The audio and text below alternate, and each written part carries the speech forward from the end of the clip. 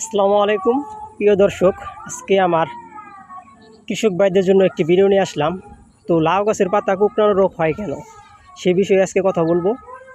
তো লাউ গাছের পাতা কুঁকড়ানো রোগ বা বয়স্ক হয়ে যায়, তো এই কারণের আমরা বলে থাকি যে কোন পোকামাকড়টি দায়ী। লিফ হপার আছে, তারপরে থিপস, অ্যাফিড, অনেক পোকা এই লাউ গাছের পাতা কুঁকড়ানোর রোগের কারণ হতে পারে।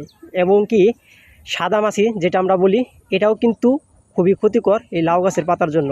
আমি একটু লক্ষ্য করে দেখাই যে দেখেন, সাদামাছিটা বিশেষ করে খুব থাকে। আমি ওই যে দেখা যাচ্ছে, এই যে সাদামাছিটা বিশেষ করে এই পাতা খুবই আক্রমণ করে, সে কারণেই গাছের পাতা, লাউয়ের পাতা কুঁকড়ানো হয়ে যায়। তো এই ক্ষেত্রে আপনারা কি ব্যবহার করবেন, কি কীটনাশক ব্যবহার করবেন? এসিফেট জাতীয় বালাইনাশক এসেটাপ কীটনাশকটি ব্যবহার করবেন প্রতি লিটারে 2 গ্রাম করে। তাহলে দেখবেন ইনশাল্লাহ গাছের পাতা কুঁকড়ানো ছেড়ে যাবে। ধন্যবাদ সবাইকে।